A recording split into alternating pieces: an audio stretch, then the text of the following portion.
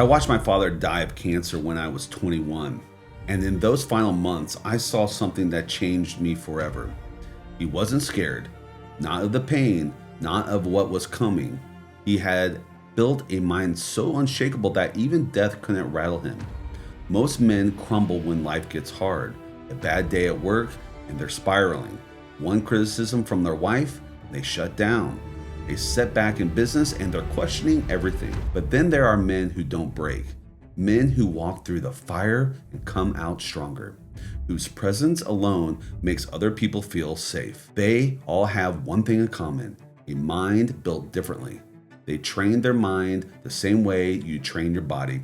And once you understand how they did it, you'll never be the same. After he died, I spent 2 years falling apart. Then I rebuilt using the 5 things he showed me, without ever saying a word. And in the next 8 minutes, I'm going to show you the exact process I used to become mentally bulletproof. Here's what nobody tells you about mental toughness. Most men are avoiding the one thing that would actually change their life. I had a conversation with a guy in our community last month. Successful business guy, good marriage on paper, but he told me he wakes up at 3 a.m. with his heart racing every night and he doesn't know why. So I asked him, what are you avoiding? And he just sat there quiet. And then he said it, I think I'm building the wrong life. And if I admit that, I have to blow everything up and start over. That's it. That's the thing he's been avoiding. And that avoidance is what's waking him up at 3 a.m. because your body knows when you're running from the truth, and it will torture you until you face it. You see, mental toughness isn't built by doing hard workouts or cold plunges or reading Stoic philosophy. Sure, those things help, but they're not the foundation. The foundation is facing what you're avoiding, the conversation you're not having, the decision you're not making, the truth you're not admitting. However, every time you avoid something, you weaken your mind because deep down, you know you're running and you lose respect for yourself. And when you lose respect for yourself, you lose confidence. The number one cause of anxiety isn't stress, it's avoidance. It's the gap between what you know you need to do and what you're actually doing. And that tension eats you alive. Identify the one thing you're avoiding, okay? The thing that keeps you up at night, the thing that makes your chest tight when you think about it, and you face it, not tomorrow, not next week, but today. You have the conversation, you make the decision, you admit the truth, and it's going to be uncomfortable.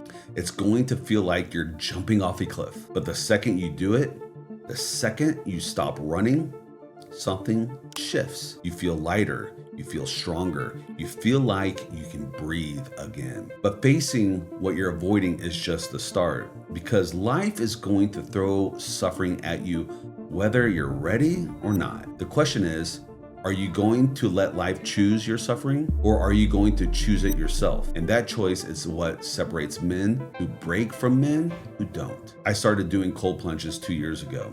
Not because I like being cold, I hate it, but every single time I stepped into that water, my body screams at me, get out. But I stay for at least 3 minutes. And every single time I prove to myself that I can handle discomfort. 6 months ago, my business almost collapsed. A partnership fell through. Revenue dropped 60% in 1 month. And I had to make decisions I didn't want to make. Fire people I cared about, rebuild from scratch. It was brutal, but I didn't panic. I didn't freeze.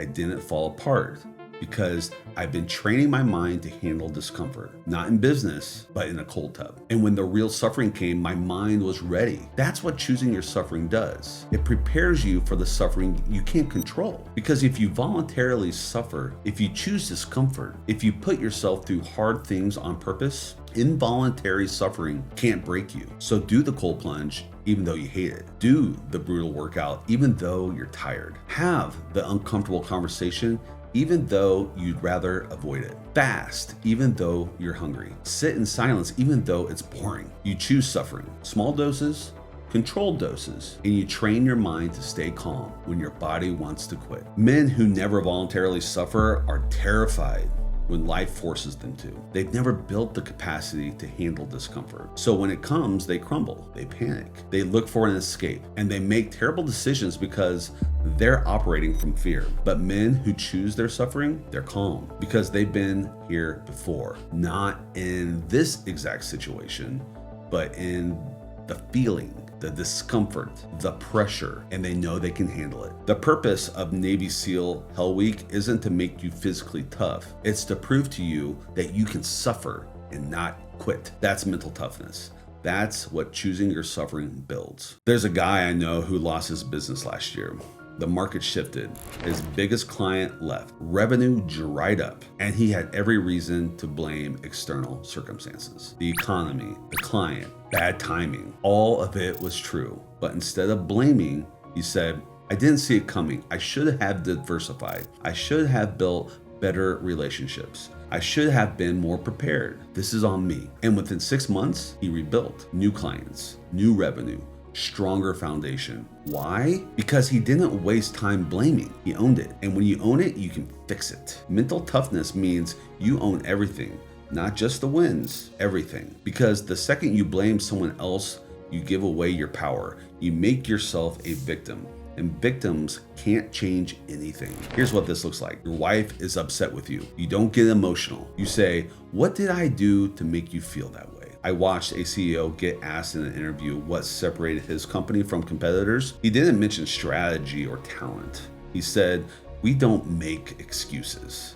Something breaks, we fix it. Someone drops the ball, we own it. No finger pointing, just solutions. That company is now worth $3 billion. So the third pillar, own everything.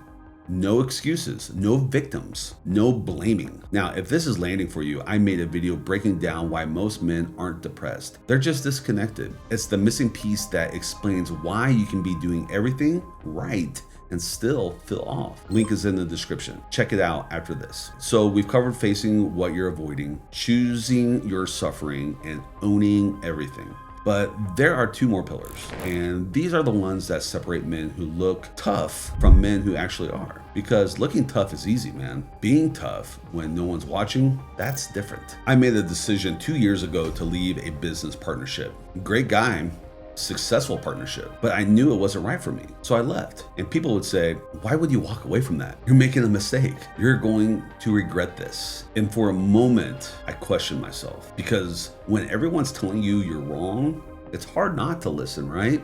But I knew what I knew, and I trusted that more than I trusted their opinions. 2 years later, I'm building something that actually feels like mine. And the people who question me, they're not even thinking about it anymore, because people's opinions are temporary, but your life is permanent. Mental toughness means you don't need external validation. You do what's right even when people think you're crazy, even when they don't understand, even when they judge you, because you're not living for their approval. You're living for your truth. You make a decision that doesn't make sense to anyone else. You stick with it. You don't explain yourself. You don't justify. You don't need them to understand. You just move forward. And that's what separates you. A man who can't be swayed by consensus or manipulated by opinions. So embrace being misunderstood. Stop needing approval. Do what's right and let them think whatever they want, because their opinions don't pay your bills. They don't raise your kids. They don't build your legacy. Now here's the final pillar, and this one might be the hardest because it requires you to disappoint people.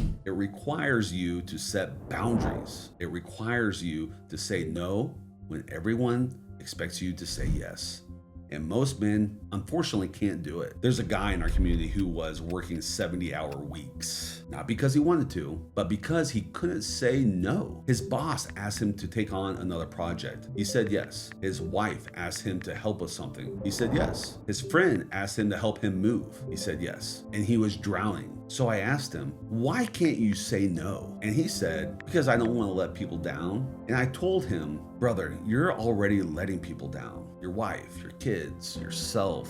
You're just letting down the people who matter most because you can't disappoint the people who matter. That hit him, and he started saying no, not to everything, just to the things that didn't align with what actually mattered. And within a month, he had his life back. You see, mental toughness means you can say no to comfort, to people pleasing, to distractions, to things that don't serve you? Because every no to something is a yes to something hard. And hard is where growth happens. Here's what this looks like. Someone asks you to do something that doesn't align with your priorities. You say no. You don't apologize.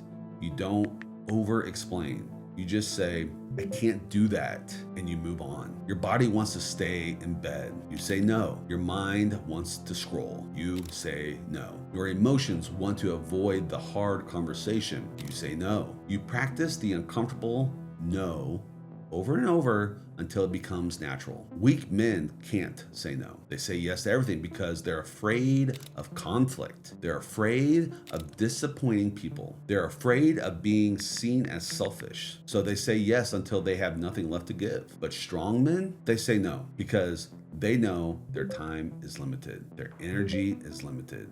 And if they say yes to everything, they say yes to nothing that actually matters. Boundaries are mental toughness in action. They're you saying, this is what I will tolerate, this is what I won't, and I don't need your permission to enforce that. So the fifth pillar, practice the uncomfortable no. Say no to comfort. Say no to people pleasing. Say no to distractions. Say no to anything that doesn't align with who you're becoming.